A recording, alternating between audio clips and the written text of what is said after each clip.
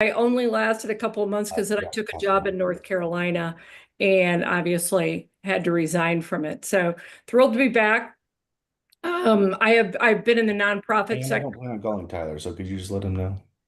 for 20 years, 20 plus years.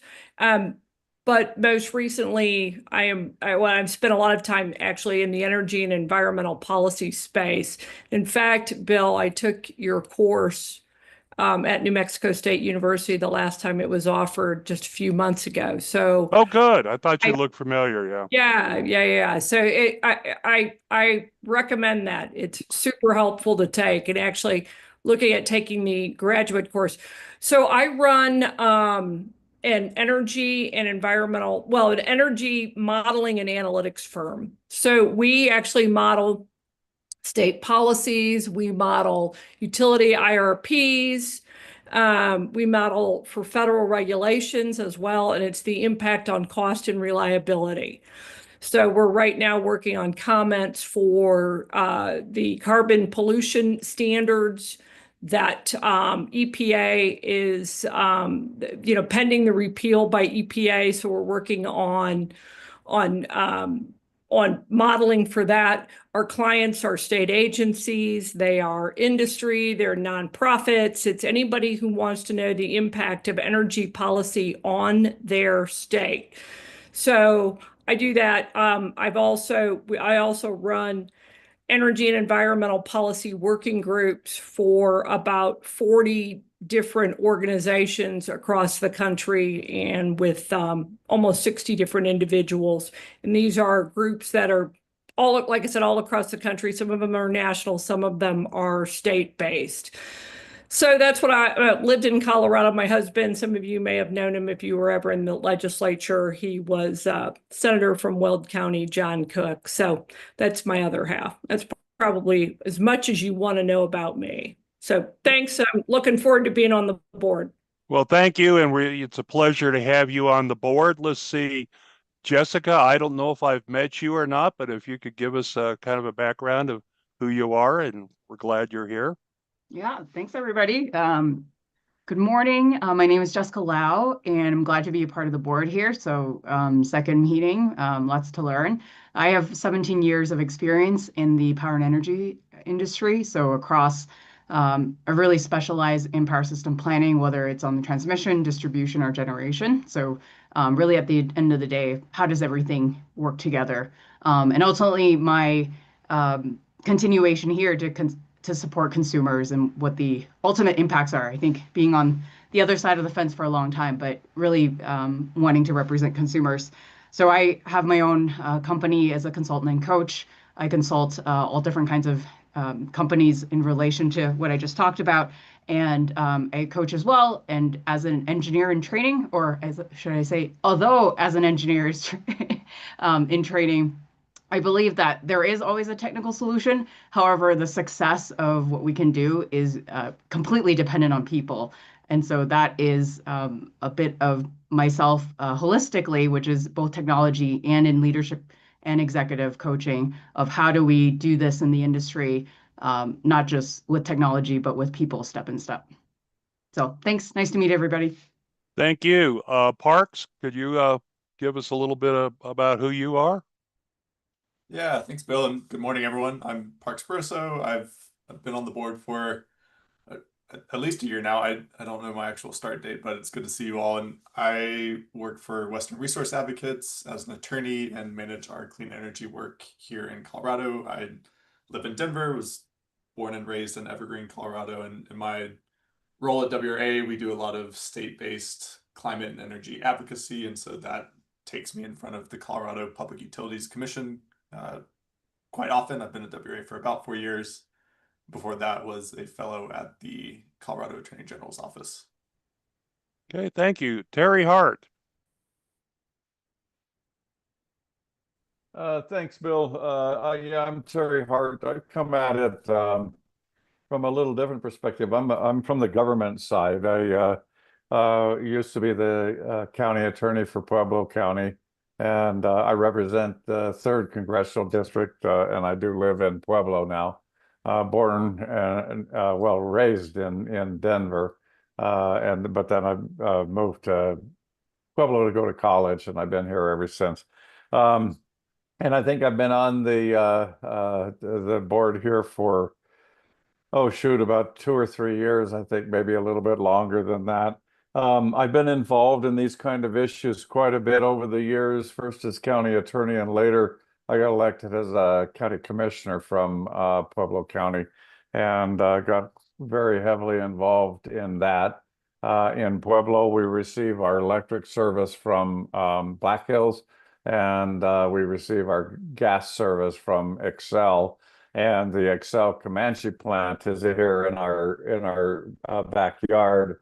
And so we've had quite a bit of work over the years working with both of those entities, as well as some of the other entities that provide power and other utilities to the community. And so I'm basically here from the government perspective of trying to do my best to protect the interests of consumers. And the learning curve has been absolutely fascinating. I'm doing a number of other things that I'm on boards with. Governor's got me on the State Transportation Commission as well. And so I do a number of other things in addition to this work, but I find this work particularly fascinating, especially because of the level of talent that I get to hear and learn from here on this board, both from a staff perspective and a board perspective. So that's who I am. So thank you, Bill. Thank you, Terry. And Joshua Buffmack, if I did pronounce it right, please correct me, Joshua.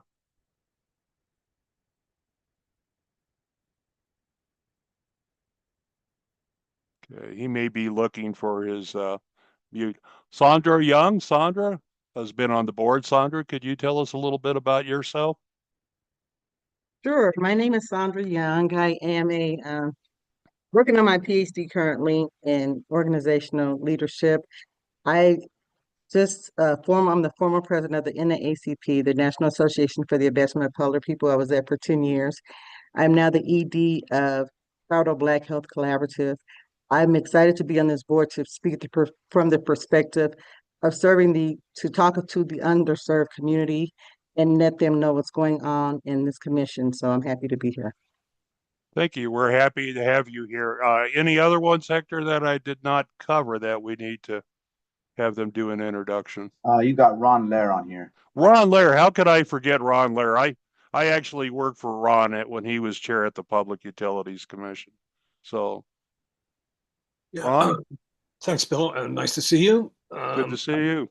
I'm Ron Lair. I'm an attorney in Englewood, Colorado. I served for 6 years, 10 months, and 1 day as commissioner and chairman of the Public Utilities Commission. That was no time off for good behavior and no parole.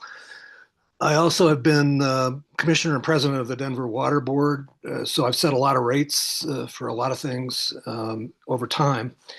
I would just observe that when I started working on this, I was the lawyer for the Office of Energy Conservation, which we had set up on a new topic, which was the demand side of the energy equation. And no one had done that before. And we were making up how to do energy conservation. At that time, Public Service Company's energy portfolio was 96% coal. So on the day I started as a commissioner, I recognized that all the eggs were in one basket, and that somebody stepped in that basket, that would be a bad problem.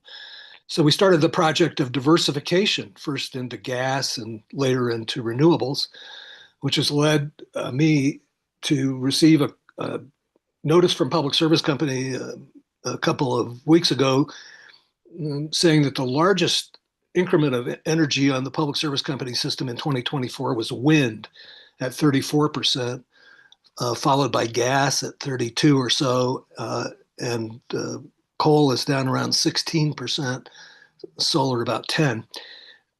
My project has been, over the 45 years or more that I've been working on this, is to remove the heavy footprint of fossil fuel from consumers' necks.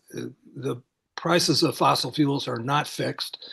They can vary extremely quickly and get very high and spike and cause a lot of suffering among people. So we don't need to burn stuff to make electricity. That's been proven. In fact, the cheapest resource we have is solar, even without subsidy.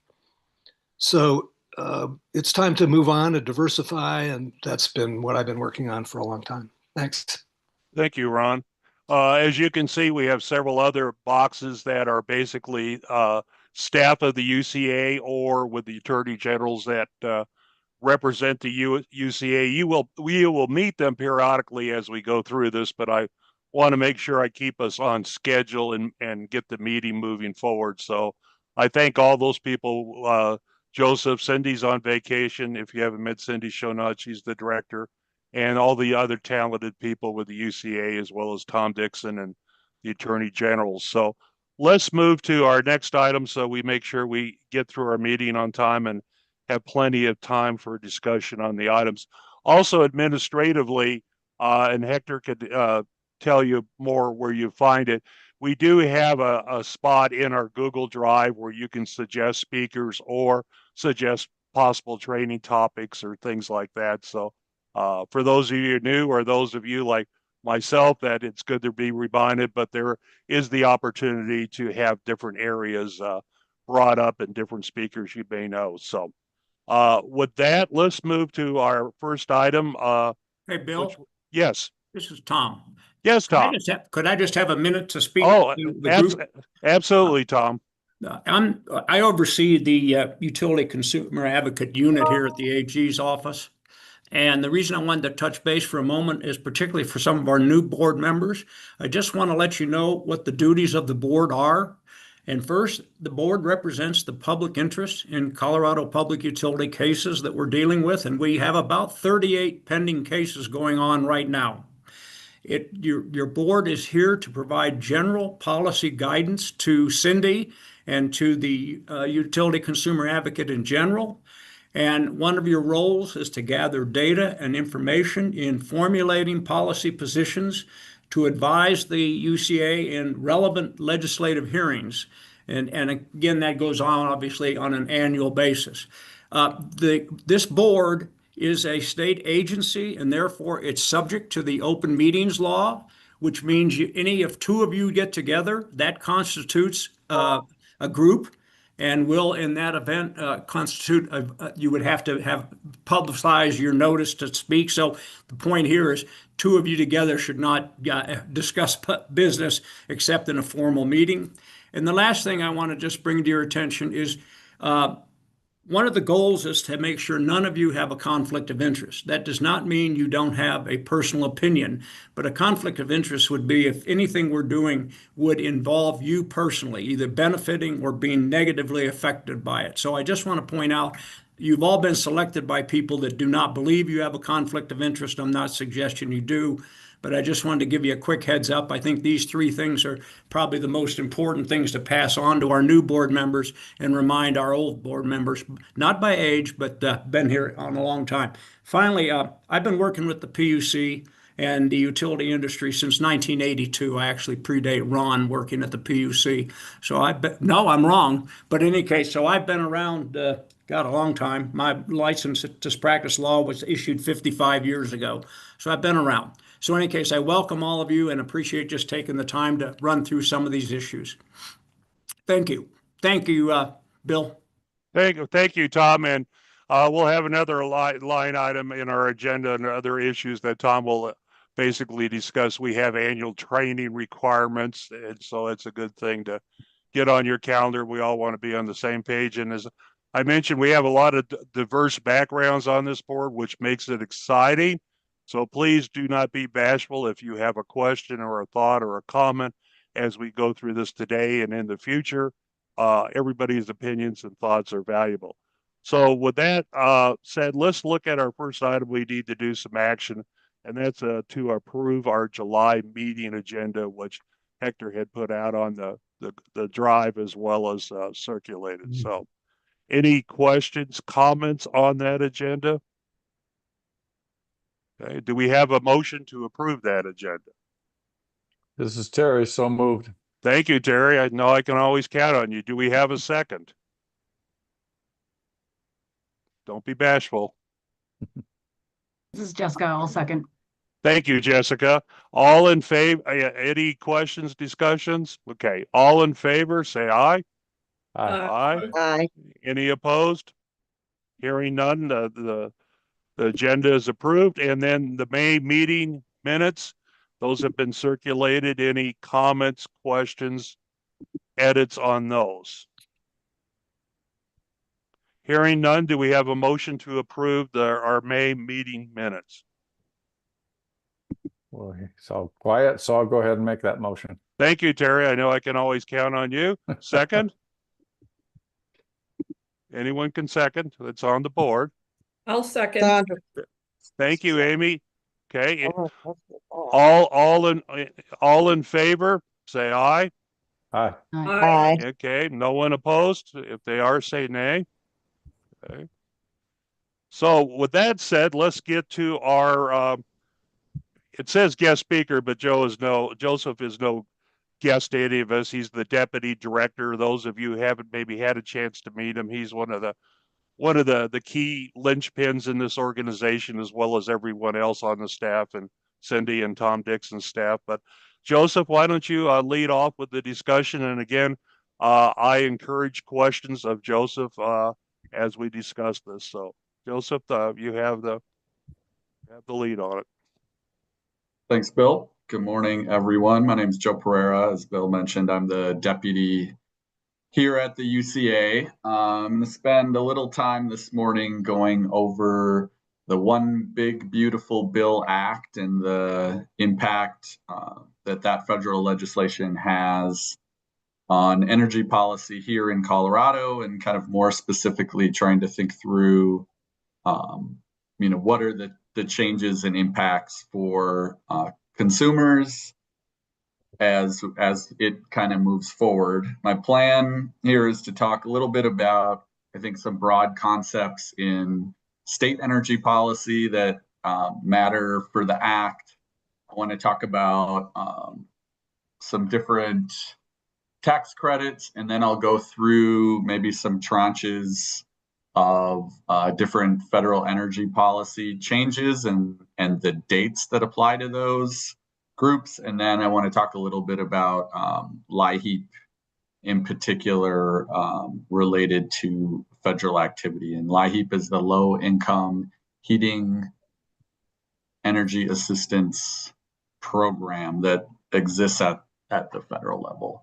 So if that works for everyone, I'll just start marching forward. If you have questions, please feel free to jump in. Put your hand up. I'll try to take notice of that and get your question in. If I use acronyms that folks are not familiar with, please throw your hand up or jump in and ask me to clarify. We are in a world filled with different jargon and acronyms, and so sometimes I just am in the habit of using those, and if they're not familiar with you, I'm happy to walk through that.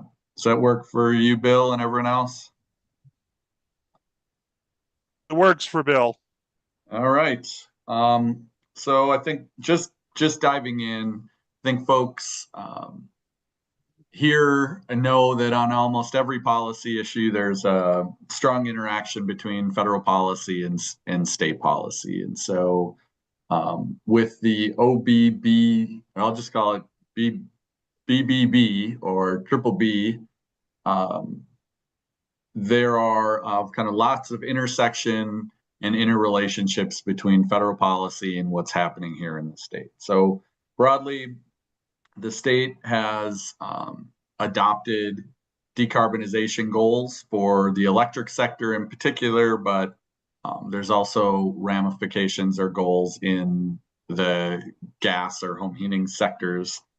And these state goals, roughly are a 80% reduction in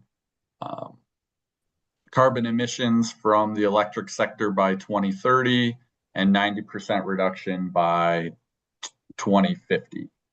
And so most of this activity, or much of this activity, to support these state goals are done through electric resource planning, which is the process at the PUC to plan and acquire resources that support decarbonization goals. It's the process that's used to approve the closure of a coal plant, for example, building a new gas plant, acquiring wind and solar, batteries, any other big generation source that occurs that provides power for downstream consumers.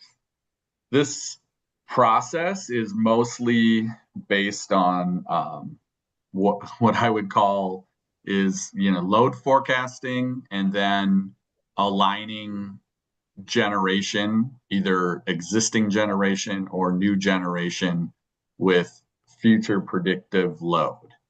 And then downstream from that process are all these programs and other acquisitions to support this big, broad, general generation framework. So that could look like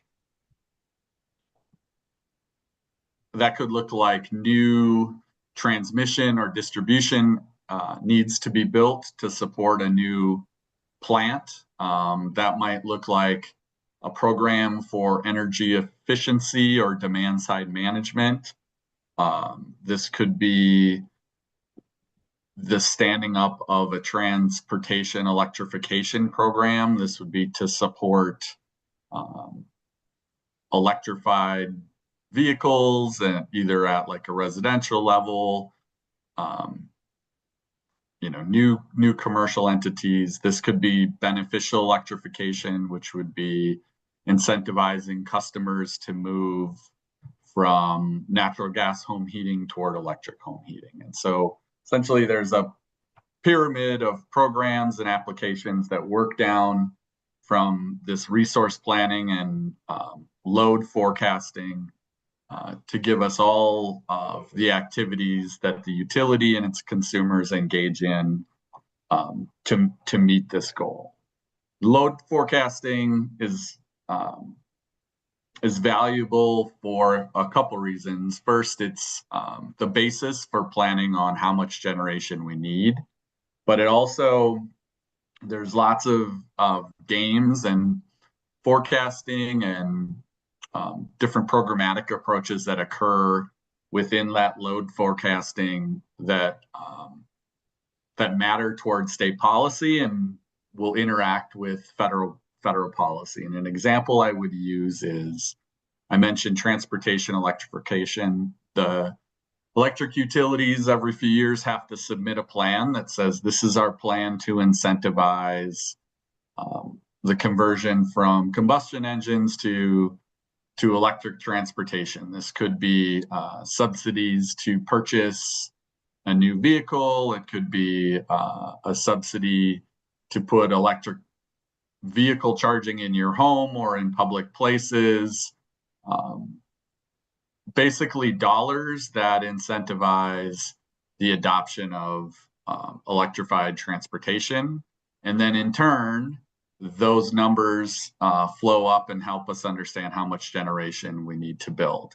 Why forecasting and incentives matter in those plans, for example, are, that forecast is based on, X amount of vehicles being purchased or adopted by 2030, say. And so here in Colorado, that forecasting expects somewhere in the neighborhood of 950,000 vehicles on the road, electric vehicles on the road by 2030. And so there's a load forecast and a need for new generation based on that electric vehicle adoption, and also the cost benefit analysis related to paying for those programs and paying for generation is also based on that goal.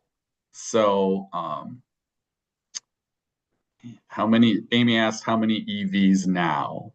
I think we're in the neighborhood of around 500,000, but I could be slightly low end on that. But if others have a better stat, Parks or someone like that, feel free to jump in as well. And so, just pointing out the cost benefit analysis on these programs is based on adoption.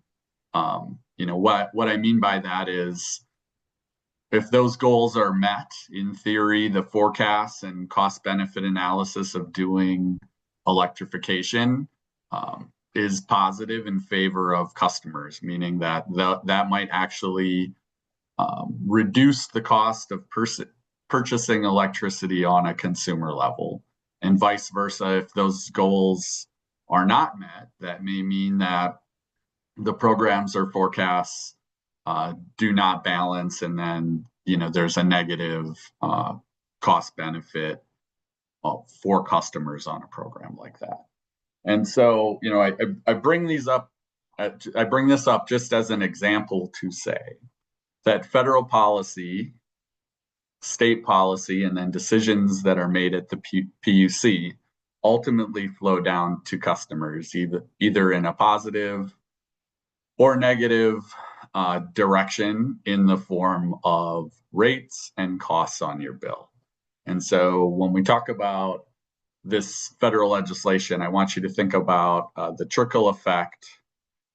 I guess I was way over. Leslie is saying 100,000 registered EVs in Colorado. So ultimately, these trickle down to costs and rates. And so I think that's the most important, kind of general concept when we talk about the impacts of this legislation. So any questions on those broad concepts before I kind of get into the tranches or what's going on federal legislation here? Okay, so broadly, I think folks know that that the One Big Beautiful Bill Act was passed and then signed here on July 4th, and it's broad and across industries, across sectors, and not just specific to energy policy, but there is a lot within the bill that relates to federal policy, and ultimately to the cost and implementation of our state's decarbonization goals. So what I'll start with is the impact to production tax credits and investment tax credits. And so the bill has changed pretty considerably the framework for adoption on what are called PTCs and ITCs.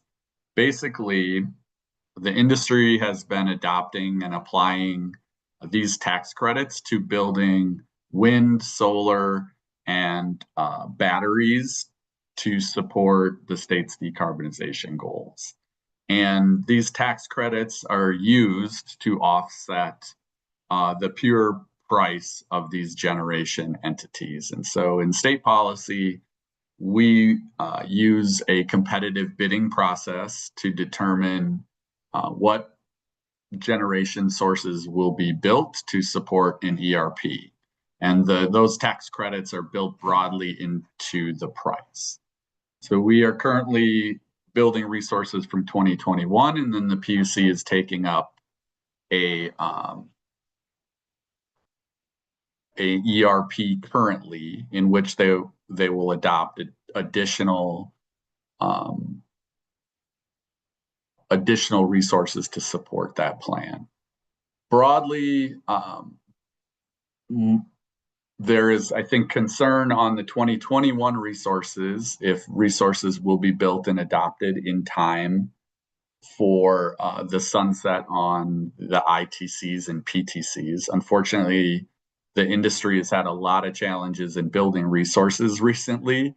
And so even as late as 2021, there are still that were selected in 2021-22. There's still projects that are not initiated, not on the ground, in which we have priced those resources with PTCs and ITCs that may not qualify for these tax credits. And in addition, the ERP that we're currently under is using pricing in some cases that are based on PTCs and ITCs. And so it's quite possible that those projects as well might not qualify for ITCs and PTCs. Basically, what's happening is the credits terminate for solar and wind facilities that do not begin construction 12 months after enactment, so 12 months from July 4th, or are placed in service by the end of 2027. Additionally, there's termination of a nuclear PTC at the end of 2032, and the termination of a hydrogen related tax credits also at the end of 2027. And so what's important here is there are the largest tax credits related to kind of the biggest and most viable generation resources are sunsetting, somewhere in the next, 7 or 8 years. And so given the state will still be moving forward likely on its state goals, the elimination of these tax credits then are likely to change pricing and availability of resources, which ultimately then will trickle down to increases in rates relative to meeting the state's goals. So questions there? Comments?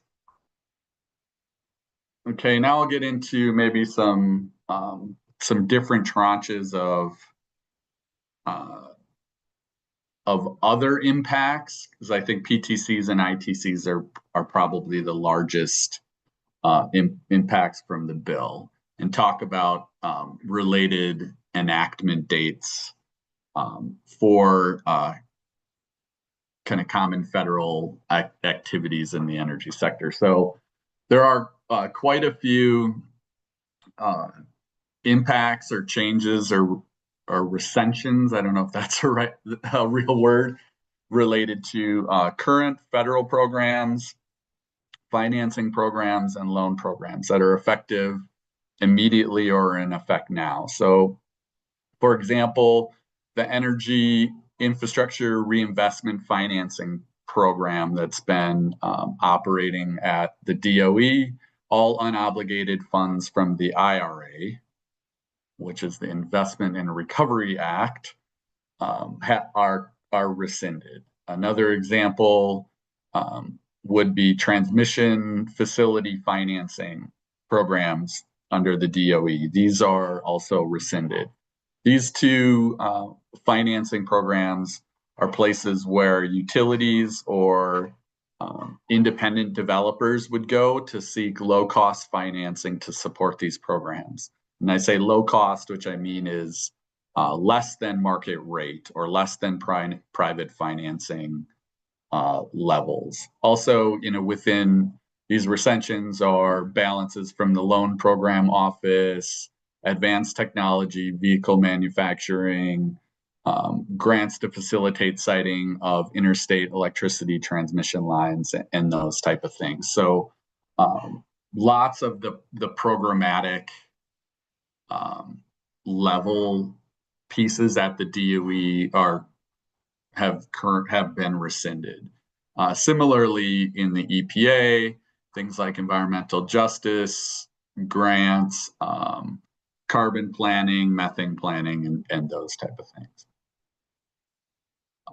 I'll jump to October 1st of 2025. Things like previously owned vehicle tax credits, clean vehicle tax credits, commercial vehicle tax credits that are currently out there are rescinded as of October 1st. Using my transportation electrification program example from a little bit ago, this is these tax credits, for example, might have been incentives that occur at the federal level that then help sweeten the pot for a customer in Colorado to make the decision to purchase an electric vehicle or not. So, toward the end of the year, I believe there's a $7,500 federal tax credit available for purchase of an electric vehicle. That will be rescinded. I think accompanying that, then at the end of the year, there's a state incentive that also rolls down, and so those incentives that push customers to purchase vehicles that then support a load forecast to meet decarbonization goals, which then provide the justification for transportation electrification program costs, ultimately are in danger. And we look at, probably have concern about how the impacts of those programs and then unrealized load and that type of thing impacts the customer bill. I think I saw a question pop up there, but I'm going to stop and read my chat real quick. Okay, let's see here. You can also jump in with questions if I'm not reading the chat. Does this LCOE include transmission and backup? Amy, you want to elaborate on that? I might be missing some of the conversation. Yeah, I was just responding to Ron's post about levelized cost of energy. And I was wondering if those costs that he put up included transmission and backup generation. That was it. Ron, do you want to? Yeah, the answer to that is no, they don't. These are the costs of resources. Fortunately, in Colorado, we've achieved the nirvana of having the utility run a competitive bidding situation so that people who want to bring resources to the system have to bid their best prices. This gives us lots of bids and the lowest prices. But these are the energy prices, according to Lazard. You can find similar information from NREL and the Lawrence Berkeley Lab from time to time. The costs of transmission are included in the wind cost. Historically in Colorado, wind developers have had to bring their own transmission. So transmission for wind is included in the wind cost. And those wind bids have been very low cost, and they've been winning the bid stack for, I don't know, a decade or more. The integration costs for wind and solar have been eliminated from the PUC's list of things that have to be considered in evaluating projects because they don't amount to much, and two, they're impossible to discern effectively. So you can look at the completed ERP case, I believe, and find Michael Milligan's testimony on that topic. So neither one of those things are material, in my view, to the outcomes here. Solar can be put a lot of places, so it doesn't have a big transmission overhead. So I don't think either one of those are determinative of what we ought to be doing in the future. Rather, it's really the cost of the energy that we ought to be focused on. Thanks. Okay. Well, I would disagree with that. I think their transmission for sure should always be, and we should always consider that cost, whether it's marginal or not. That it's certainly a cost. We're looking at a big project coming. What is the power pathway project is 1.7 billion, I think, 1.2 billion maybe. And that is designed so that wind and solar can be from the Eastern Plains can be included or integrated into the system. So I mean, even if it's a marginal cost, we should know all costs. That's just, I think that's a fair assessment. But that's okay. We can, I would look at an all-in cost of energy as opposed to just the resource cost. So it's a different perspective. Yeah, we have pulled out the actual cost of generation transmission from resource planning in the last couple cycles. It used to be that those costs were included in generation, but now those are standalone costs. Okay, that's helpful to know. Thanks. Within. So let me keep kind of plugging away at some different changes to tax credits, and these are, I think, more I guess what I would say, kind of consumer focused programs. So when I'm thinking about the ITC and PTC or some of these DOE level loan programs, these would, be kind of more applicable to state government, utilities, large developers, and whatnot. Then the next few tranches are more consumer focused programs. So as of January 1st, 2026, the energy efficient home improvement credit and the residential clean energy credit will be terminated for items placed in service after December 31st, 2025. So these would be like home improvement credits for insulation, for heat pumps, tax credits for rooftop solar, and those type of things. Additionally, effective on July 1st, 2026, are similar type programs, a termination of similar type programs related to alternative fuel vehicle refueling property credits. So these would be property tax credits related to alternative fuel vehicles, mostly hitting like at the commercial and small business level, not so much on the local level. And then the new energy efficiency home credit, which is another tax credit that a homeowner might apply for energy efficiency. And then we'll go back to some of these bigger utility level tax credits effective January 1st of 2028. There'll be a termination of production tax credits related to clean hydrogen and clean electricity production and investment tax credits. And so these are what I was referring to kind of in the first tranche. And in addition, a production credit for advanced manufacturing, which is wind energy projects, critical mineral production and whatnot, will also be applied at the end of 2027 with a termination in 2034.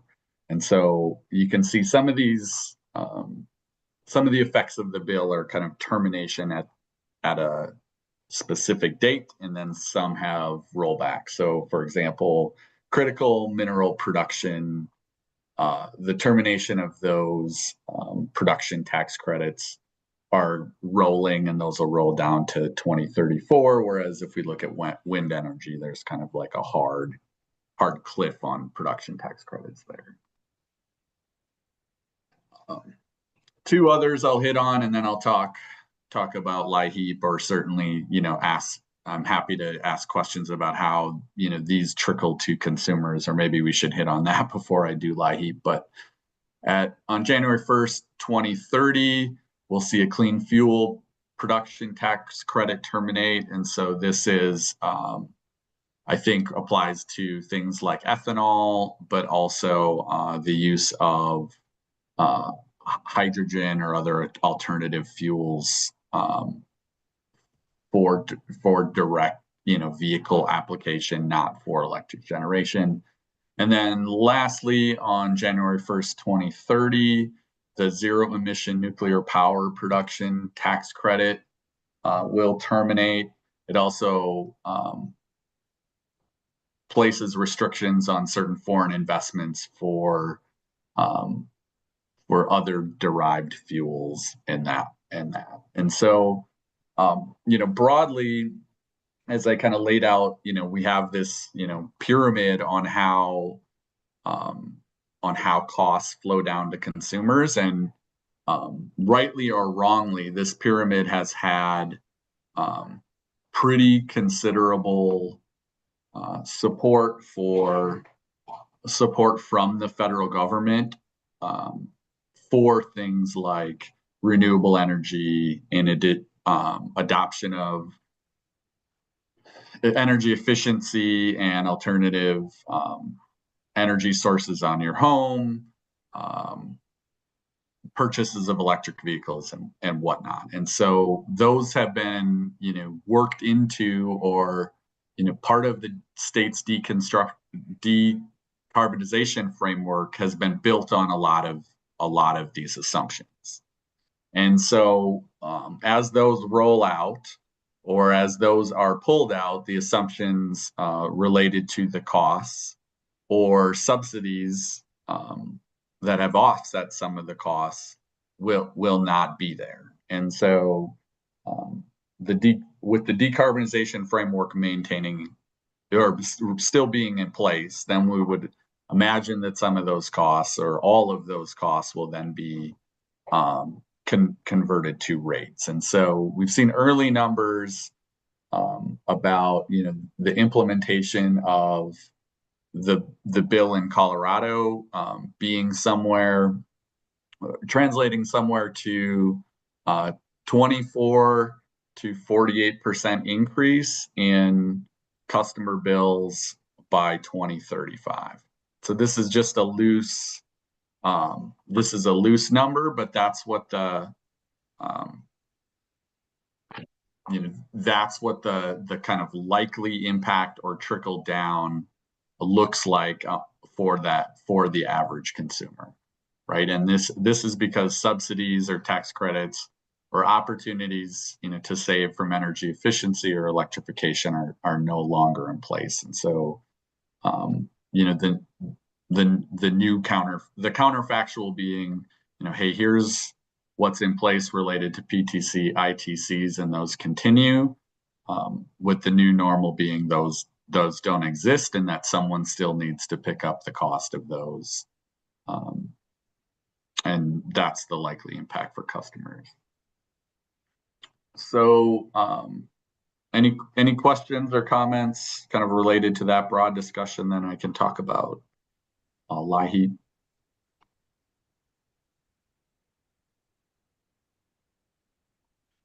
Go ahead, Joe. Okay, so the last issue on the table is the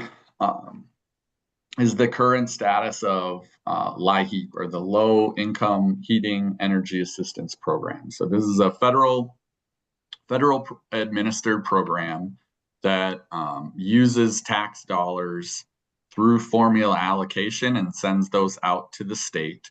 And the state administers those dollars in the form of energy assistance for income qualified customers that can't pay here in Colorado their home heating bill. In warm states, it would be their electric bill.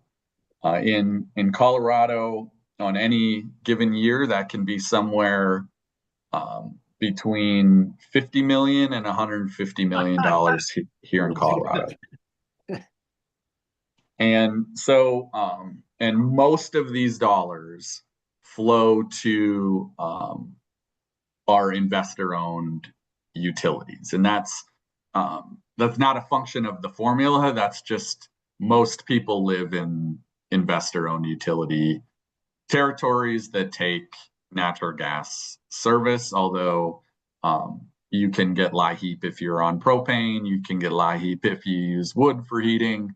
But it's just the vast majority of the population of the state takes natural gas service from investor-owned utilities. And so that's where those dollars flow. And what happens is those dollars are applied to a customer's bill.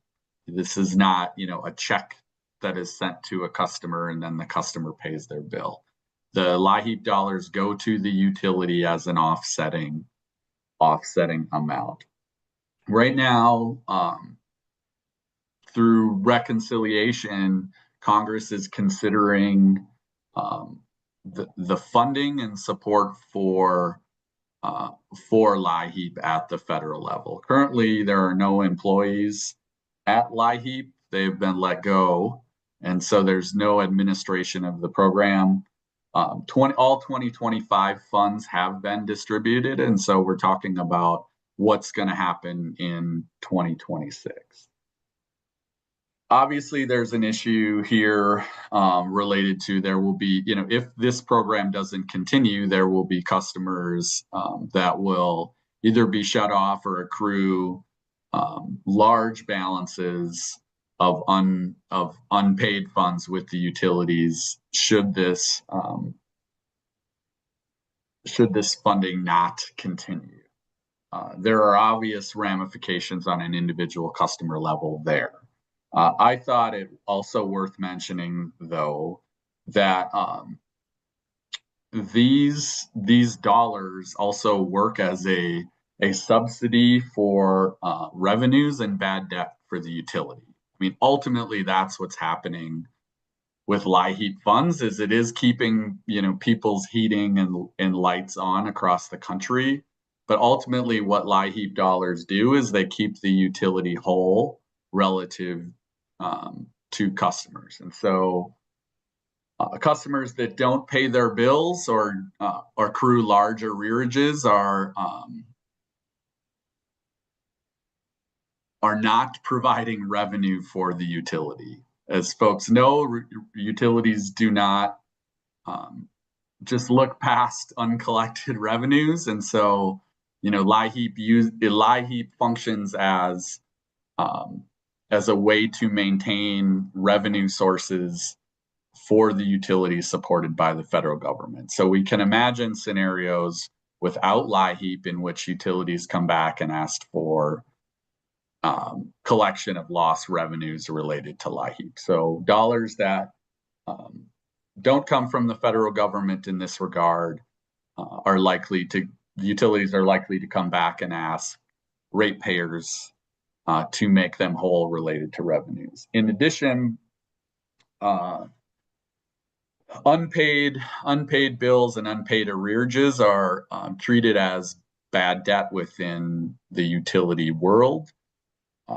Also, utilities at the end of the year write off their bad debt, or they ask for the Public Utilities Commission to write off the bad debt at the end of the year. And that bad debt is also collected from ratepayers. And so if we look at the context of $50 to $100 million in LIHEAP support for these customers, like highest level is we can imagine higher levels of disconnection and the challenges that go with that, but also these dollars and this support will still will now then fall in Colorado customers' laps. And so we can imagine larger bad debt balances and whatnot related to disconnected customers that are getting passed on to the larger customer base. And so I think you can see, or the direction I'm pointing here is great concern around the changes in the landscape related to decarbonization that then trickle down to individual customer interests and ultimately bad situations for the most needy among us, but also those costs kind of all through the supply chain here being passed on to individual ratepayers. So this is not a rosy picture that I'm painting, but I think it's pretty important to understand kind of the full flow through and what it means to the individual customer. So with that, I'll wrap up, Bill, but happy to answer any questions, or if we want to have conversations, we can go ahead and do that. No, I thank you, Joe, for your presentation. And I thank everybody for their comments and items in the chat. I don't know if everything in the chat has been addressed, or if you need to take a second and look at that, Joe, before we move on. But this is the time for anybody to ask follow-up or clean-up questions. Yeah, I think it looks like a lot is kind of on the details of PTCs and ITCs. Okay. Maybe we can have some side conversations there. Sure. But happy, other broad comments about the impacts here. Jessica. Yeah, I'm curious about first, thank you for sharing that. It was very informative for me. And I think there's two things I'd like to ask. One is, So of course the bill just came out, so it's what I'm asking not certainly is happening in the future, but curious of like how the state will learn of the impacts of the bill individually from the utilities as they might be inventorying different projects that they were accounting for ITC, PTC with. So curiosity around that. Sure. I think, I mean, that's a great question. All of these we're not exactly sure on how, this will impact, but ultimately, I think the way it looks or the way it, we might see it on our end is to use the 2021 ERP as an example. There are still projects in the pipeline that the utility and developers are still looking to get on the ground, and that those happen through what's called the CPCN, Certificate of Public Necessity, Need and Necessity. And so they will come and say, okay, this is the price of the project per megawatt hour, and this is what the total cost, and here's how we imagine this might look.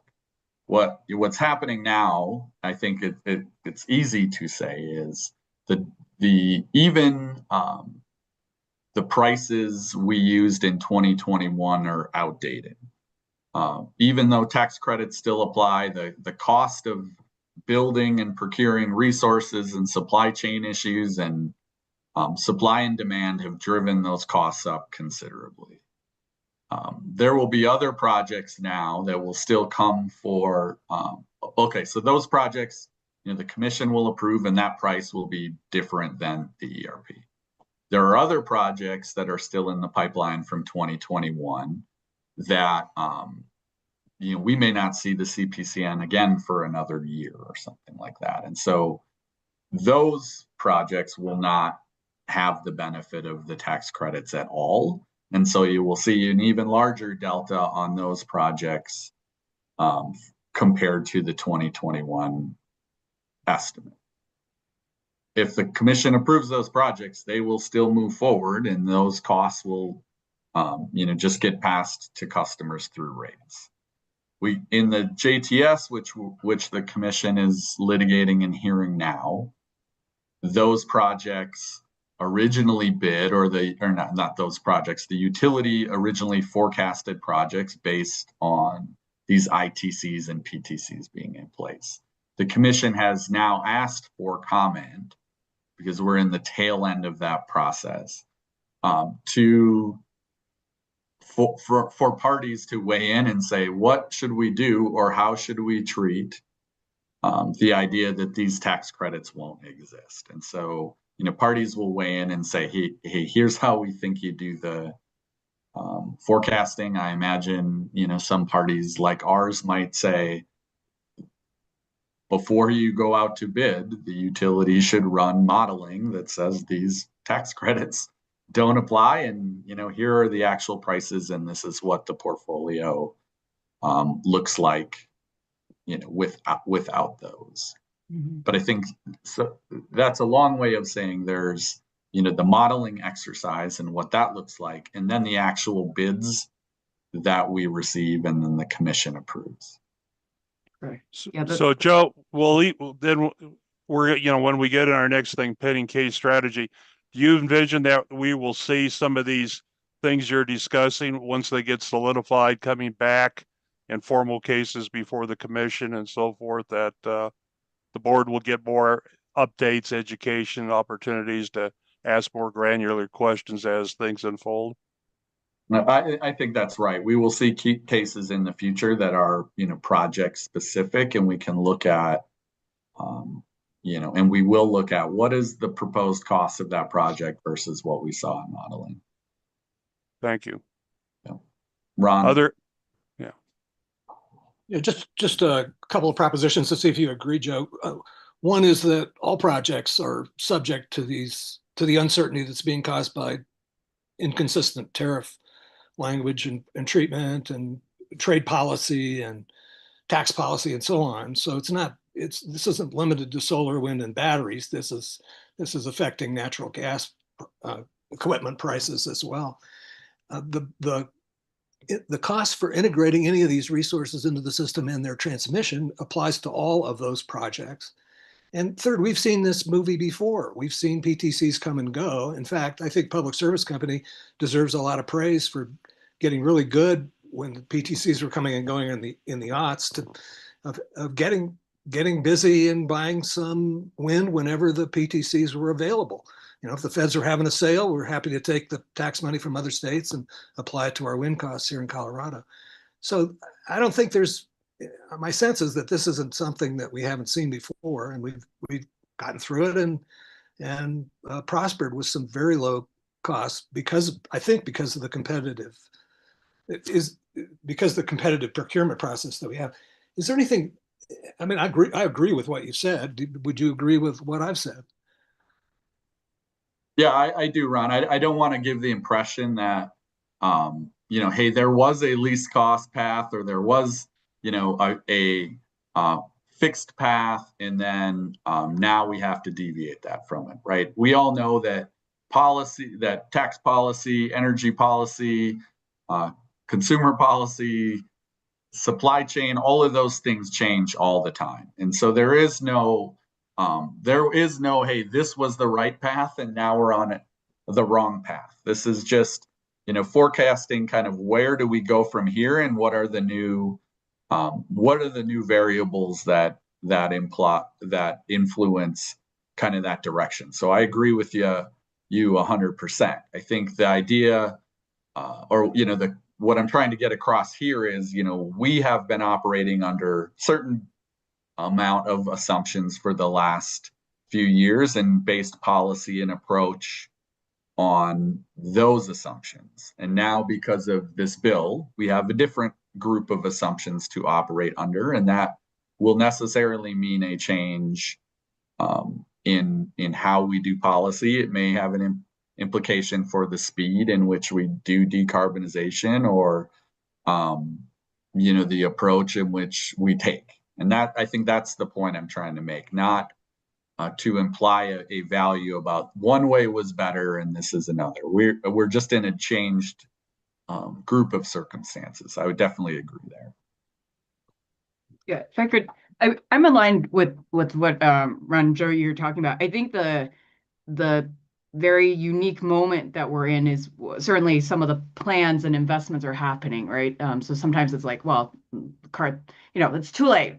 The investment, everything's signed, and you can't really, go back from there. But I think it sounds like there's a large amount of assets that are about to get started. So I think that's the unique moment. And the other thing, as related to different technology types, is that with more decarbonization, the life cycle of that set of technology is shorter. And so I think, like, in the modeling that may have been looking at PTC, ITC as a part of cost benefit analysis, it's like, how long would that have lasted for?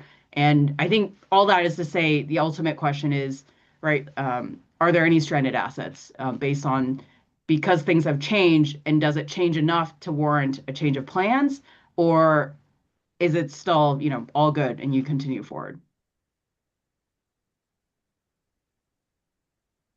Yeah, I mean, all these questions will be like, what's the real on the ground, piece. I think we've seen, median prices on all different types of resources, or median bid prices on all types of resources, fluctuating quite a lot for the few years. And so I anticipate that we'll see further fluctuations, and, the commission will have to kind of decide again, what is the portfolio related to this. I think, one last point I didn't really mention, but we're in a ERP or a consideration that's looking at massive new loads, and so this is a one really important factor, in that we're looking at more than doubling the load size of public service, for example. And so, what does it mean in a really volatile, uncertain time? What does it mean for consumers in a really volatile, uncertain time, when we have to procure unprecedented amounts of resources. And how do we do that in a decarbonized framework? I think that's a really complicated question. I thought that was very well said. I would only add that the risk profile is changing.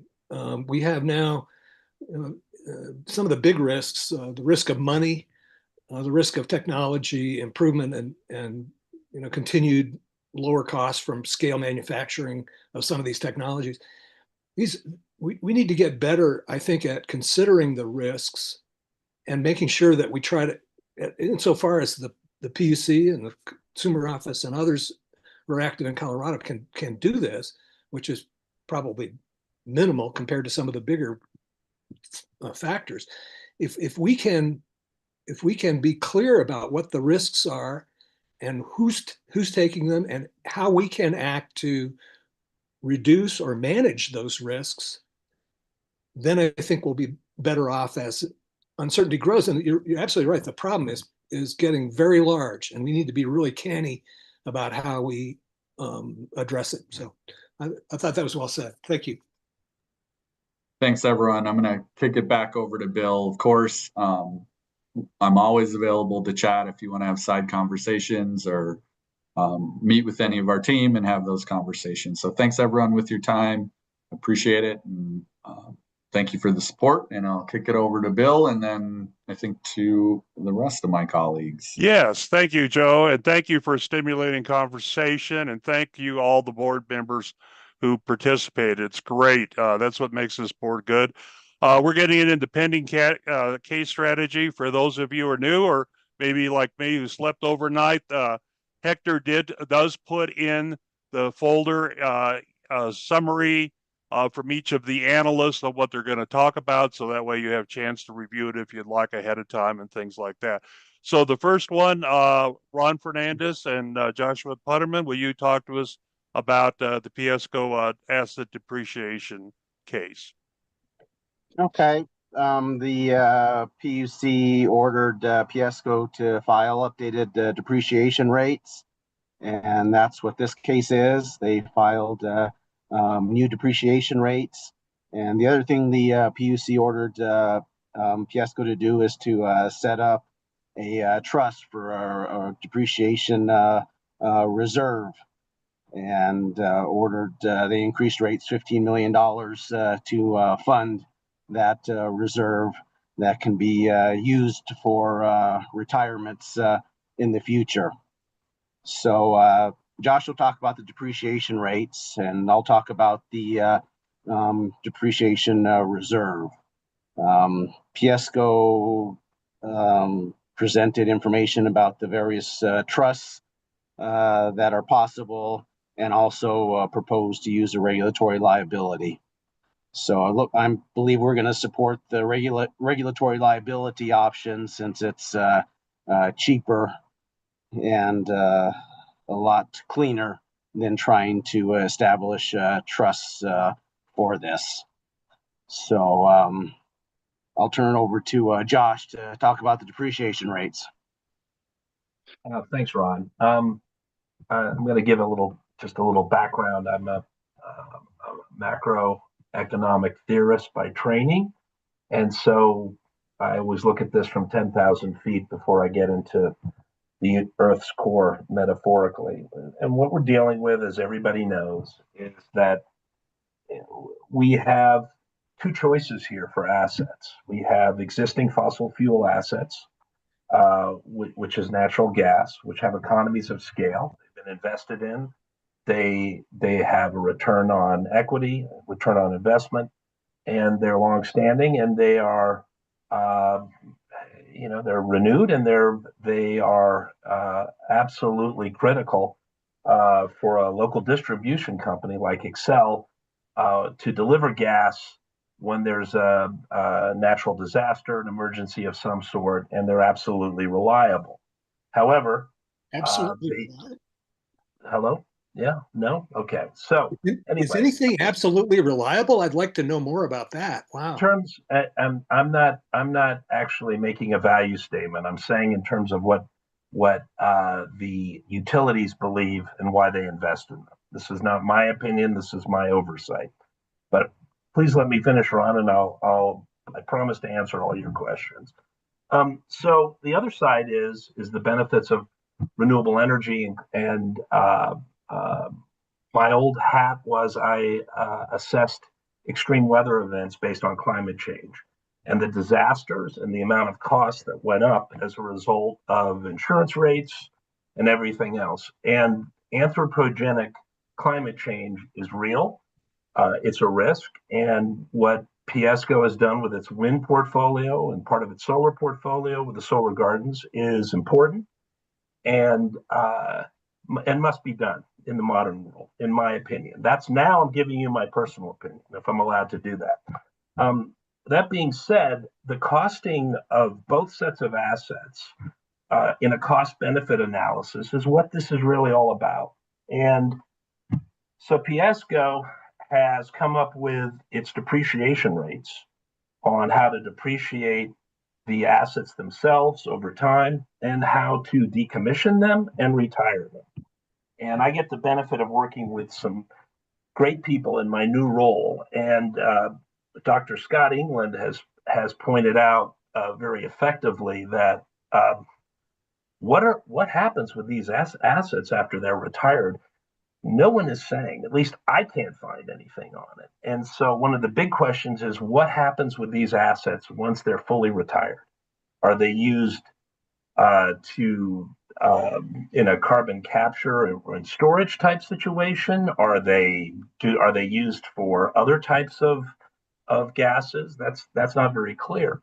My issue is when you change the depreciation rate, as we all know, you're going to change the revenue requirement on what's going to be charged to all of us. And how that looks is how you change those rates, how you decommission, how long you leave those assets in place also gives you an idea of how long they want to use these assets. And so as a result, our revenue requirement change, our rates go up, our natural gas prices go up. So the question is, what are the benefits of changing the depreciation rate, how it influences the revenue requirement, and how it influences ratepayers? And so right now we're looking at those questions.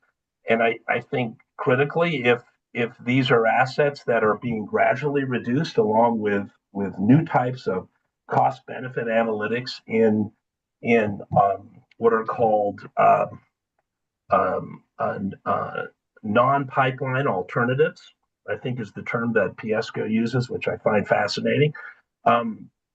If that's ongoing and we're moving towards in that direction and it's progressing as the commission is proposing, then as we sit here supporting the consumer, then that's beneficial.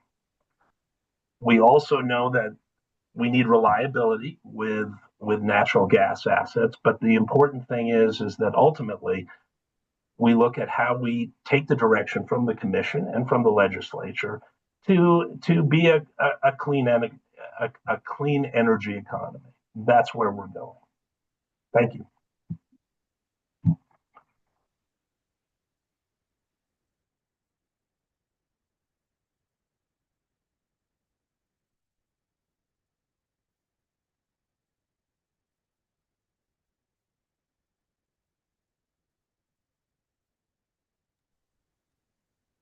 Bill, it looks like you're Bill, talking, you're but on I see mute. you're on mute. Yeah.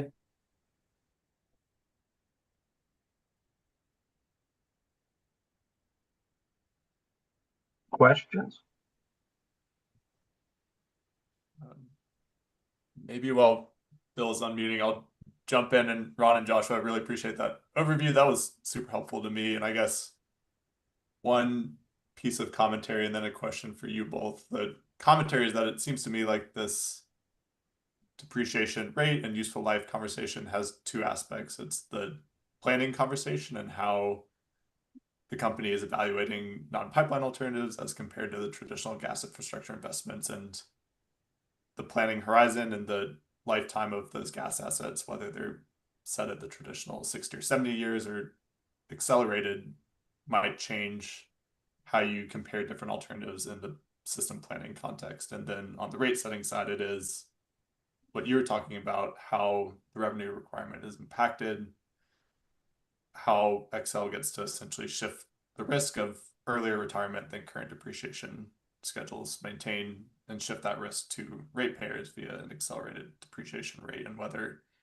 ratepayers are positioned to respond to that price signal and change. I guess a question for you both is if the UCA is thinking right now of recommending any changes to the depreciation schedules. I think in the application, Excel really, my understanding is they kind of maintain course for the most part of how they currently set the depreciation schedules for the majority of gas system assets. And they have some illustrative new schedules, but they're not complete and they're not recommending them for approval. And so curious how UCA is thinking about that recommendation from PSCO.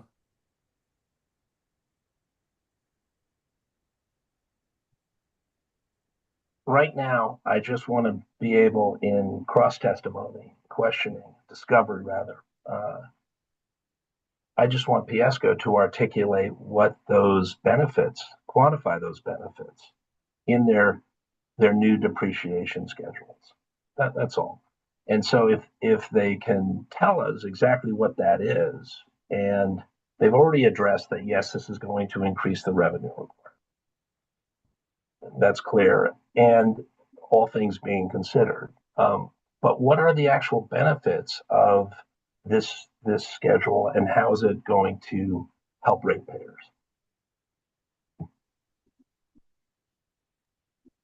So, Joshua, this is Ron Lair. Would the question be like paying off your credit card debt? So you say you've run up a lot of credit card debt.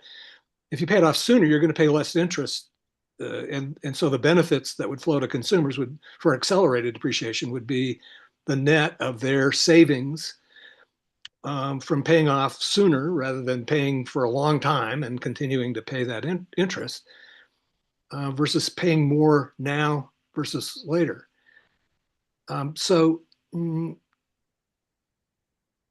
Would that be the analysis? I mean, isn't that, and would it be good to know what the shareholder benefits are going to be as well? What's the profitability of accelerating the depreciation versus leaving it on the schedule or extending it for that matter? It seems to me that for the commission to strike a balance between the owners of the company and the monopolized customers of the company, you'd want to know both of those things, wouldn't you? Well, I'd also defer to Ron, who knows a lot about credit and about taxation decommissioning, but I'm not sure that's Ron, if I can say that, I'm not sure that's an appropriate comparison, because if you're as you know, if you have invested assets and you have an expected return on those assets and your shareholders expect that, but yet you're in a regulated utility environment, you are deferring to the ratepayers to cover that expenditure. If you're retiring invested assets early, you've got to be able to show where, what the benefit is of that. I wouldn't compare it to a credit facility or a credit card or anything of that nature. It's that how they depreciate and how they decommission ultimately is how it affects the revenue requirement and what's impacting us, and how the shareholders take that as a benefit or a loss. Since we're yeah, I'd argue that the shareholders, it is a credit issue, because about half of the investment typically in the utility and in the utility property is credit based. So it is a credit issue, and I'd suggest that from the shareholders' perspective, they invest with knowledge of and imputed knowledge of and heads up, they know what all the risks are. When they make their investment, they're taking all the risks of owning the company, including the fact that some of the assets may not be depreciated through their whole current life term. We've seen that before. That's a risk. That's a common risk in business, and the shareholders take that risk. They get paid for it. If there's no risk, if they never face a risk that they're going to run out of depreciation expenses as a contributor to profit, then we're paying them too much. If they're in a risk-free environment, they ought to get the 10-year treasury rate, not 9 point something percent, right? Well, first of all, I concur with you in the general market sense, but we're dealing with also the regulated utility is a regulated monopoly, and in this scenario, I think there's many private sector industries that would love to be in a regulated monopoly scenario where they could rely on public utility commissions to set rates, because the goal is as I've learned in this new environment is the reasonableness, and is this important to the public while also allowing the utility to get a return on their investment. So it's a little bit different in terms of being a regulated monopoly. I was just sorry to interrupt you. When you get through, Joshua, maybe Ron Fernandez, since you're our certified rate of return analyst, you can also enlighten us as well too. Early retirements are just a hugely bad deal for consumers because unfortunately the risk is placed all on the consumers. That's what's been done in the past, and I don't see that changing. So all the costs from early retirements, the investors shoulder none of it. It's all put on the ratepayers' back. So it's expensive to retire assets early. Well, we did in the state establish the possibility of securitizing some of the debt at much lower cost than corporate debt. We haven't used that, but it's in prospect for the 800 million or so that's left on the coal plants. So I believe from the analysis that I've seen done here in Colorado and elsewhere that we have some tools to use that we haven't used yet for that. I'll also put in the chat a reference to the testimony of Mark Ellis, who's really questioning whether utilities deserve the high rates of return that they've been given around the country. And I urge you to read his testimony, because if you like the financial economics, you'll see them applied pretty specifically to ROEs here.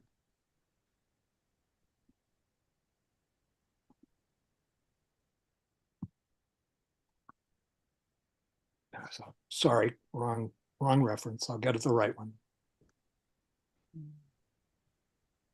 I'd be happy to chat offline further if there's any more questions with Ron. But it's great to meet you all for my second meeting. Okay. Thank you. Well, needless to say, I think we're going to have more discussion on this as we go forward. Are we ready to go to the gas infrastructure plan, gentlemen, or do you still need a little more, Ron and Joshua, anything else on this before we shift gears? Go ahead and move on. I'm ready to move on. Okay, my friend Kerry, kick us off with this. All right. Well, one thing I've learned from working in rates at Denver Water was they usually left their rate discussions for the last agenda item. And after they've gone through the long list of agenda items, they would get to rates and they would say, Kerry, can you do this rate presentation in 5 minutes? And I'd say, well, yes, I can. And they'd say, go. And so I'm going to try and pare this presentation down so that we can get through it and have a little bit of time for discussion. What I'm going to talk about a little bit with the gas infrastructure plan is a little background on the gas infrastructure plan, what the company is requesting from the gas infrastructure plan, and some of the issues that I've highlighted. We're still very early in this process, and we're garnering all of our high-powered analysts to work on this plan. So there's going to be more issues than the ones that I present here, but I'm just going to present some of the high-level issues here, and then a question for you guys to kind of throw back and discuss. So I think that Hector is going to run my slide presentation. And so if we can go to the second, okay. So the gas infrastructure plan, yeah, next slide, Hector. So this is Public Service's second filing. The gas infrastructure, the first filing was last year. It was a non-adjudicated filing. The company received comments and guidance from the commission. Interveners also provided comments for the commission to consider in improving that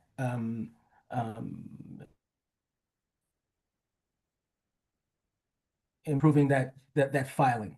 The gas infrastructure plan is designed to work in conjunction with the clean heat plan. That is the plan to achieve the state's desired carbon emissions reductions goals.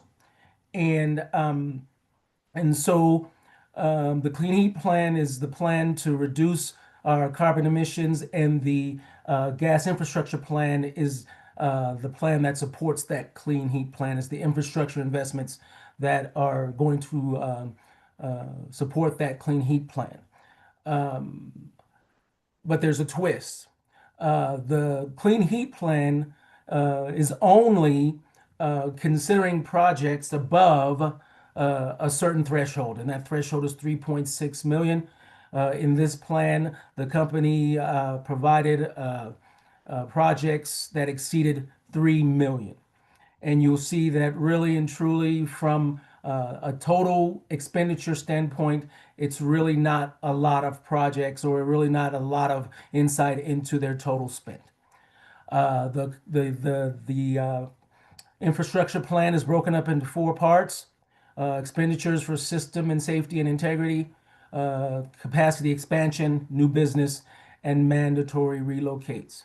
The GIP also talks about forecasting, budgeting, and the planning processes that public service employs when determining what their infrastructure budgeting.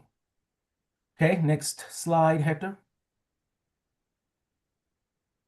So what's in this plan? The plan consists of 62 projects, totaling about $572 million.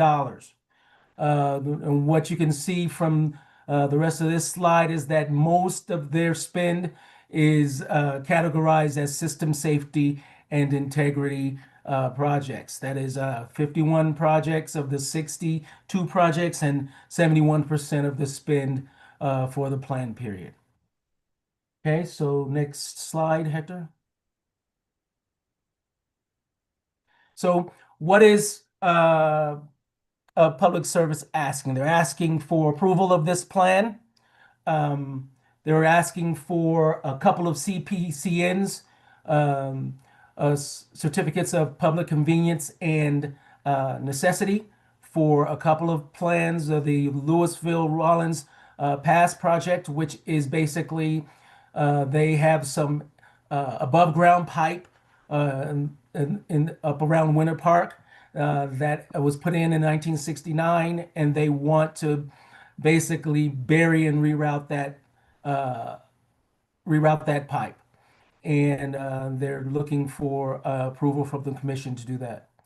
They're also asking for a CPCN for the Spirit Canal Interconnects project, which is they have a gas processing plant that's not owned by public service, that basically acts as a interconnect point for their northern system, which serves Denver, and so they want and that processing plant is closing down in 2027.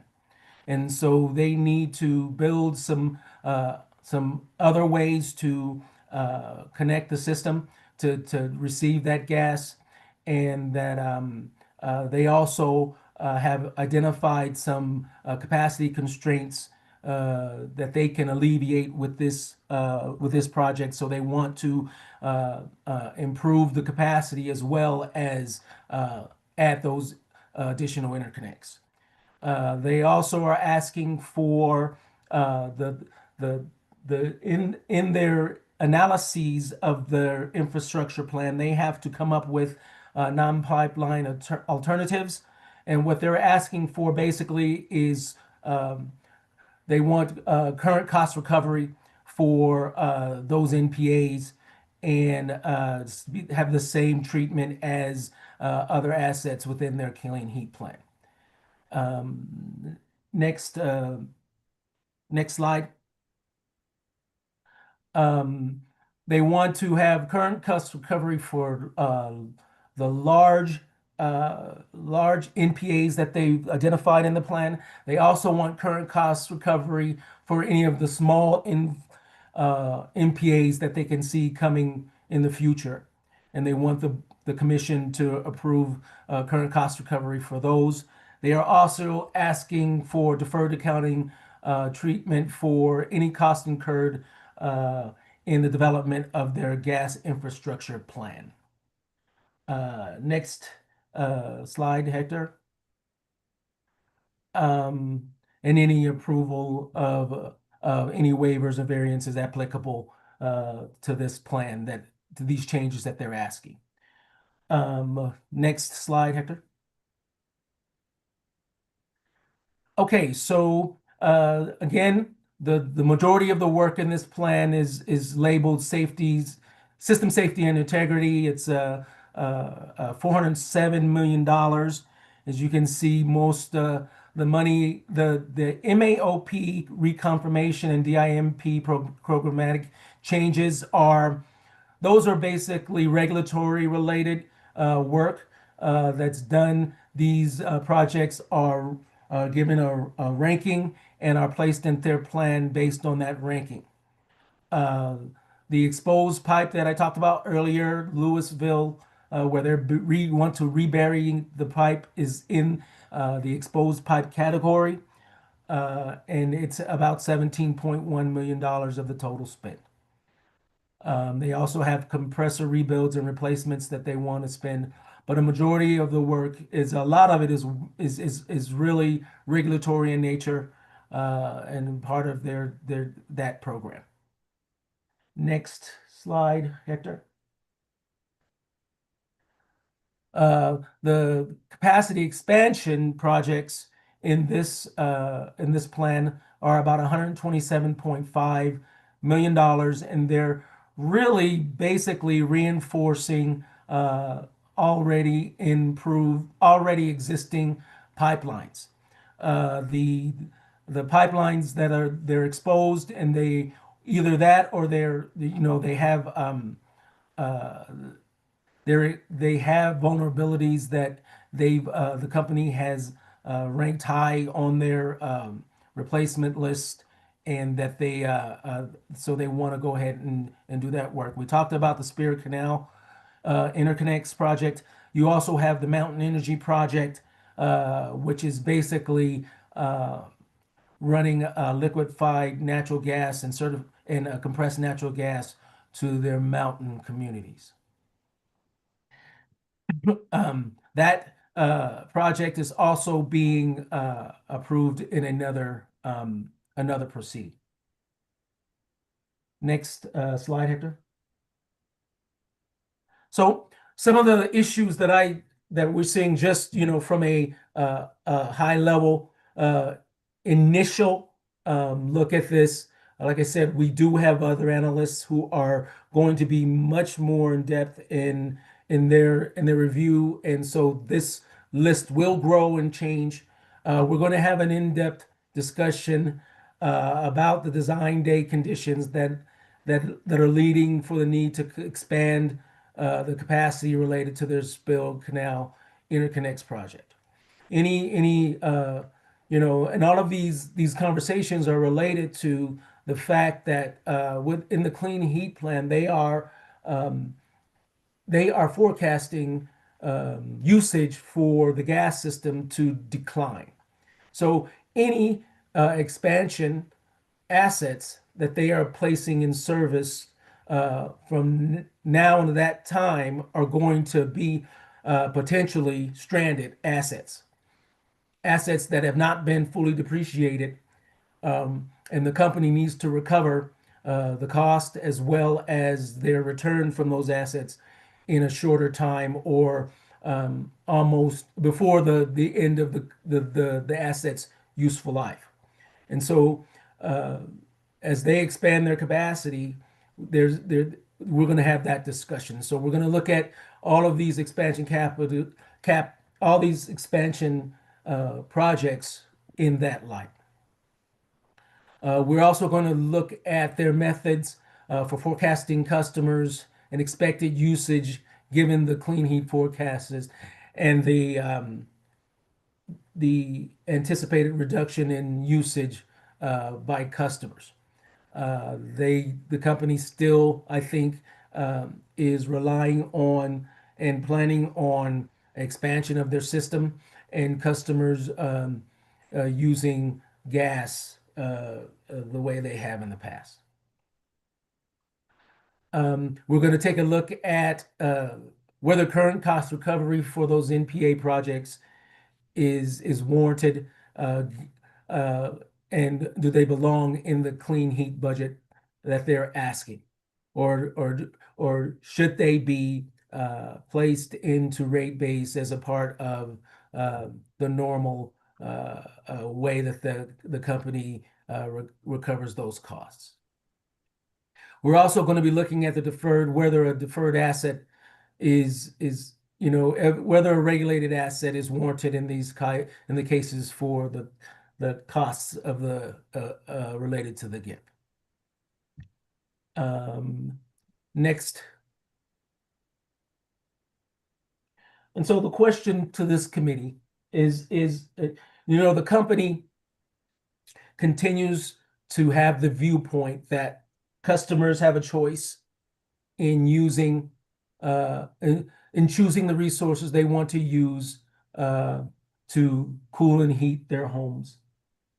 And while the company continues to talk about a changing landscape, their planning continues to be around the fact that customers have a choice. And the incentives, everything they've done in terms of the clean heat plan, the incentives only go so far. Eventually, the conversation has to change about really, more of a responsibility to using the right kinds of energy. And so my question to you is, what do you see the UCA's role is in moving that conversation from one of customer choice, right? Because as long as customers have a choice and natural gas is the cheapest of the alternatives, then I think natural gas, you're going to get less and less customer selection of those more expensive choices. What is our role in moving that conversation from one of choice, or some of the things that we can do to improve that conversation from one of choice to one of responsibility? Open to discussion. First of all, Carrie, thank you for a very thorough conversation. And Ron, Lair, sir. Yeah, thanks, Carrie, and apologize again for all the abuse you suffered at the hands of the water board. No problem. It gave me skills that I am appreciating now. And some scar tissue probably too. Yeah. My sense is that the Consumer Council, first is better economics. And if we continue to ignore the external costs of methane leaks and the methane combustion byproducts in the air, then we'll make bad decisions. Those are costs. They're real costs. We just don't happen to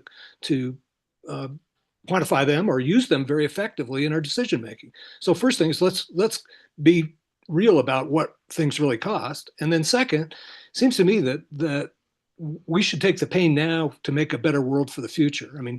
Those of us who have kids or no kids or care about kids, we should take some of the pain now for the mistakes we've made and that our predecessors have made, so that the world's a better place in the future. So I'd say short depreciation times, real scrutiny on adding to the the depth of the hole that we're in by digging at it more.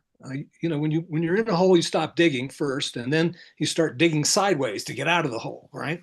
So I think those are the things I'd recommend for consumer office to think about. Thanks. Others comments for Carrie?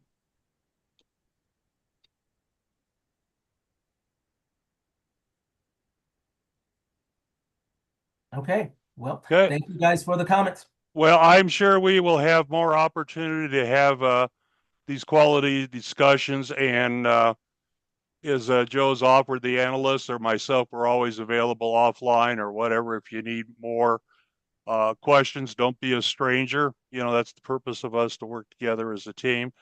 So with that, we'll just move into other issues. Our UCB annual training, is that something, Hector, or is that something Tom Dixon's talking about? I'll talk about it here. So, Okay. as you all know, as being part of the board, there's an annual training that is required. The last few years, we have scheduled that training during the September board meeting. And I just want to check with the board to see if that's something we want to continue, or if you guys want to schedule the training on a separate date and time outside of the September board meeting.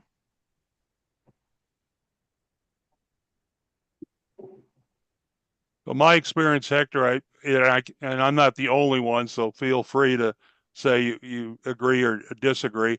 I think it's helpful to do it at the same time as the board meeting. I know everybody has busy schedules, and I just think it's helpful that usually they've got these, at least I do, when you send out the invites, we've got these on our calendars, where for the number of people we have here, it might be a little hard to find alternative dates. But again, please feel free, anybody else, to offer their comments. Bill, I agree with you. I'd prefer to do it when we already have a meeting scheduled. Mm-hmm.